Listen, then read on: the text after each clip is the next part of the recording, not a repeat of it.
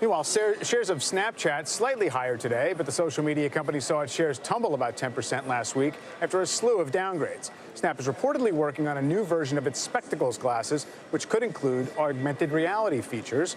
So is now the time to be buying Snap on the pullback? Let's bring in Sean Stiefel from Navy Capital, who's bullish, along with Lou Basenese from Disruptive Tech Research, who is bearish on Snap. Guys, thanks for being here. Sean, give us the bull case, I guess, both in terms of what the company might be able to show us in the next couple of quarters in terms of getting traction with advertisers, and then just the big picture long term. You know, why does Snap need to exist in the ecosystem here? I think near term you're looking for revenue per user to grow. We are not as concerned about DAUs, but we're concerned about revenue. And when the average Snapchat user is worth 5% that of a Facebook user, that spread is too wide.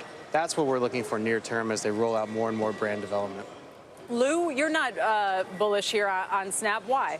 No, I mean, look, Snap's facing a new innovator's dilemma. Anything they can do, Facebook can do better and bigger. They've done it. They're going to continue to do it because there's no patent protection. I mean, I think the biggest risk here to their growth is the fact that Facebook's going to keep ripping them off with impunity in perpetuity. Do you think, Lou, that means that Facebook's going to roll out some spectacles too? I do think you're going to see all these tech giants move into hardware. You're seeing it happen. You know, they're there with virtual reality and Oculus Rift, so it's not a big leap of logic to see them doing that. And look, I think we're witnessing Twitter 2.0 in terms of an investment with Snap. You should have never had a buy rating coming out of the gates. You can't make an argument on a valuation basis that this company is worth $20+ billion. I'll give you that Snapchat has great loyalty and engagement, but that doesn't always translate into the monetization like Sean was talking about. Well, Sean, I mean, it seems to me that for Snap to succeed, both as a business and as a stock, it has to be something besides, oh, we're going to play in the same playground as Facebook, and we're just going to take a little piece of the pie. Is there something that distinguishes Snap, whether it's the hardware, whether it's the way users engage with it, that's going to make advertisers say it's a must-have? Yeah, I think that you're seeing Snap building their IP moat. You saw the win with the geo filters. You saw a lot of the augmented reality that they've been investing in for the last 5 years that hasn't even come to fruition yet. Snap has a nice piece of IP, and none of it's really been shown to the user because they haven't rolled it out yet.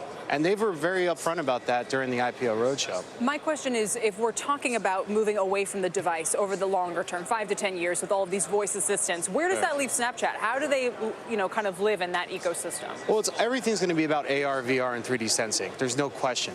And I think Snapchat has the IP, whether it's through your phone camera, through your spectacles, or through whatever the next innovative piece is going to be. They have that IP. I'd argue Facebook, with that. Which has a lot of it as well. Prove that they've got that IP that's more competitive or gives them a moat that Facebook or Apple or even Alphabet doesn't have. I challenge that. I don't have the numbers in front of me, but some of the IP that I've seen is older, coming from other names aside from Snap. So I think, again, this is a prey for an acquisition before the paradigm shifts away from hardware and into voice. And same thing we're seeing with Twitter. The user base is going to be valuable, but to what party at what price point? Lou, is there anything that you think Snap can do, whether it's kind of changing the way that it approaches new users, the way that it basically somehow attacks the potential market that could change this right now?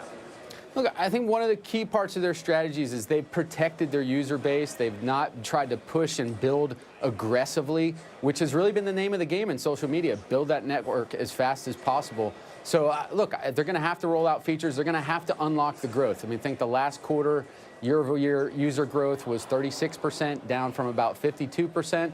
For them to keep commanding a premium valuation in this market, they're going to have to show that they've got more user growth to come. Sean, there were reports recently that they were discounting advertisements. Yeah. Have you substantiated that, or do you have any concerns there? I'm not concerned about that. Again, I think the core of Snapchat's business and their exclusive content hasn't rolled out yet. So it is a little bit of a wait and see. So why not bring on the advertisers sooner rather than later? And again, I go back to the fact that Snapchat today, back to what IP they have, no one else has a geo filter, and that's going to be worth a lot in and of itself. No one has that location-based filter tagging. If their user growth turned negative, would you remain positive on the stock? Yes, because that spread between Facebook and Snapchat per user is too wide.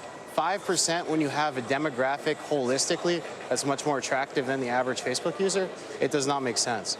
And Lou, in terms of the potential down the road for the company being acquired, some bigger players saying that, this is a valuable asset or set of eyeballs, who do you think that might be? And what timeline do you think we might be looking at for something like that? Look, I mean, I think Facebook's naturally an acquirer. They tried before they went public, but, look, it's going to be anyone looking to expand. You can look at Disney. I mean, you see new media companies trying to get into social media. So I think the usual suspects that are looked at to acquire Twitter will be the same case here in Snapchat.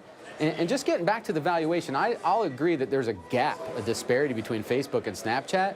But in this market, do we really want to make relative valuation bets when we see what's happening with the NASDAQ since Friday? I think that's probably a risky proposition in this market. All right. Gentlemen, thank you both. Lou Basenese, Sean Stiefel. Good discussion on Snapchat. By the way, Arthur Cashin did just walk by here, said there's about